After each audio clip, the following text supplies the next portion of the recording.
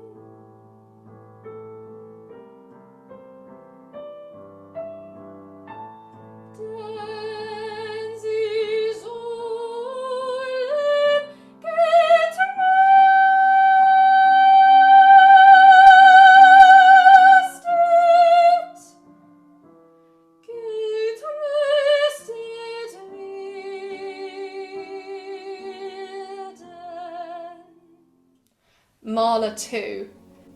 There's very little to say about this one, just have a listen.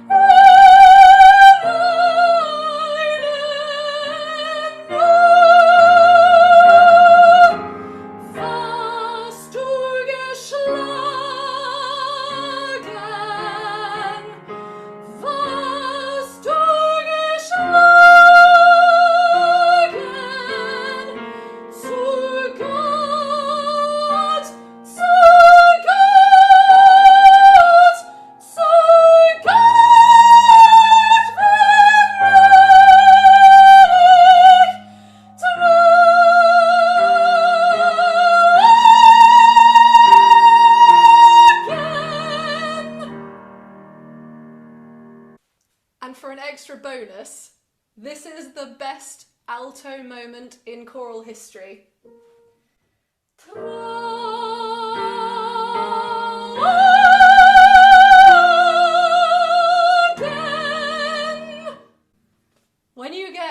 20 altos, soaring up to a high G. There is nothing better in life. This is the only track that I haven't recorded a performance of. In the other ones, at least there was piano accompaniment, or there was something else that I could do with it and take a line and make it into a solo. Unfortunately, I can't with this one, as it is double choir a cappella. It is Fair is the Heaven by Harris. Double choir music goes all the way back to Gabrielli in St. Mark's Church in Venice, where he created antiphony. Two choirs talking to each other, and in St. Mark's there are two choir stalls above the organs in the balconies.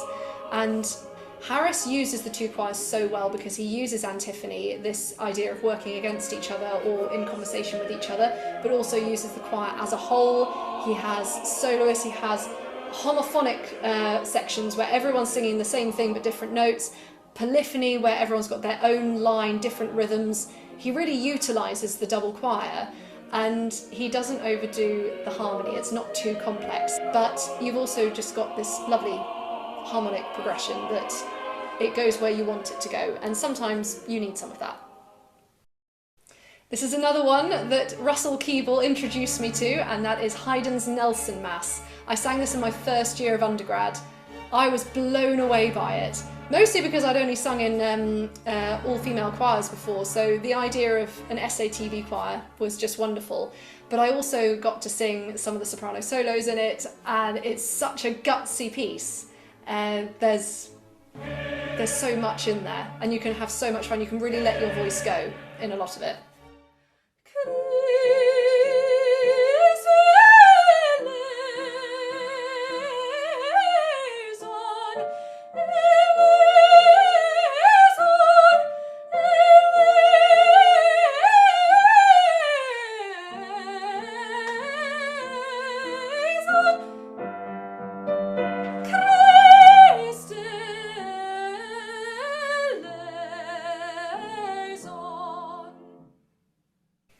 Elgar's Dream of Gerontius is incredibly special to me. I was lucky enough to sing in the Proms Youth Choir when I was at the University of Birmingham doing my Masters, and we performed Dream of Gerontius in the Royal Albert Hall. I was in the semi-chorus for it, and it was conducted by Sir Simon Rattle. We had Roderick Williams as the baritone, the voice of God. We had Toby Spence as Gerontius. It's the most intricate storytelling in music.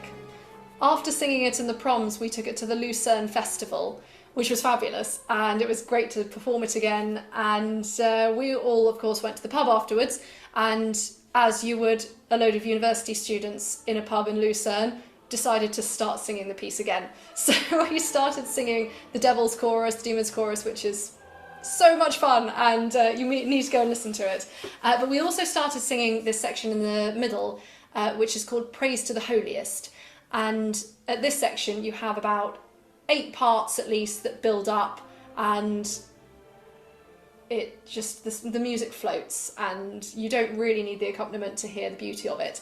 But halfway through, we heard the voice of God come in, and we turned around and Roderick Williams was sitting there with his pint and joining in with us. It was absolutely fabulous, magical moment. This piece is far too long to play all of it, obviously, but do go and listen to the whole thing. I've actually included in the description a link to the recording that I sang in the Proms if you are interested. Softly and gently,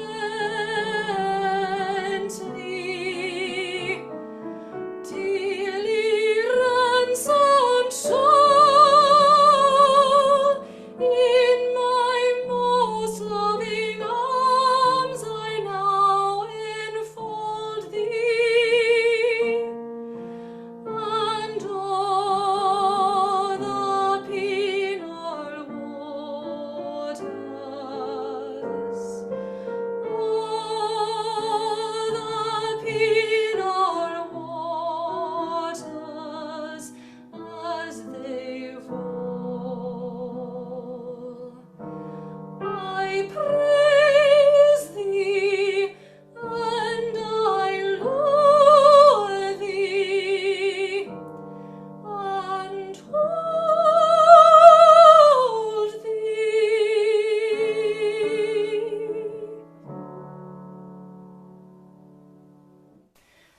Mendelssohn's Three Psalms is my next track, and it doesn't have much significance to me in terms of discovering new music or SATB, anything like that. It's just a fabulous piece.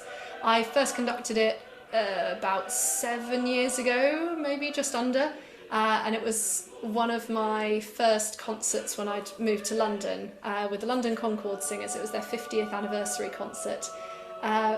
The whole thing is beautifully written, a cappella. Again, Mendelssohn really writes well for the voice and utilises the different voice parts, so we don't just hear the sopranos with the melody and everyone else accompanying underneath. You really get to know the tones of voices of the other voice parts. Was betrübst du dich, meine Seele, und bist so unruhig in mir? Harre auf Gott, harre auf Gott.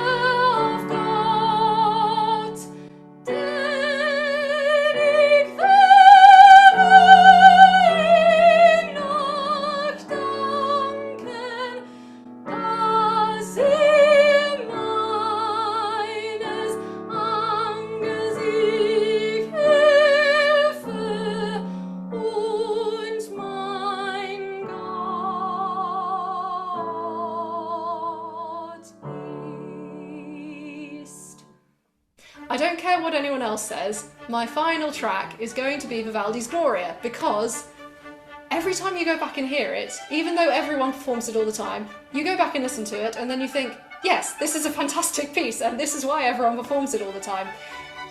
There's not much else to say, it's a classic for a reason.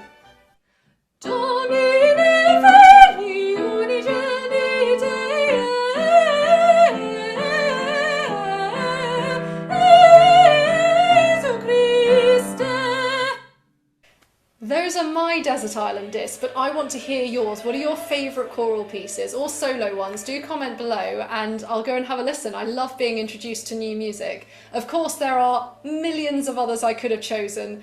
These ones are just, gun to my head, what am I going to choose today? These are the ones that I would take with me. Do keep an eye out, because in a few weeks, depending on how concert season goes, maybe in a couple of weeks, I will be doing Desert Island Discs Part 2, solo music, mostly for soprano, but I'm pretty sure there might be a tenor or a baritone solo in there that I'll steal. So keep an eye out for that, and I will let you know on my channel and on social media. Do follow me on social media. I've got my link in the description through there, and you can find out a little bit more, maybe some visuals that help you with singing, or help you understand a bit about conducting and see my upcoming events.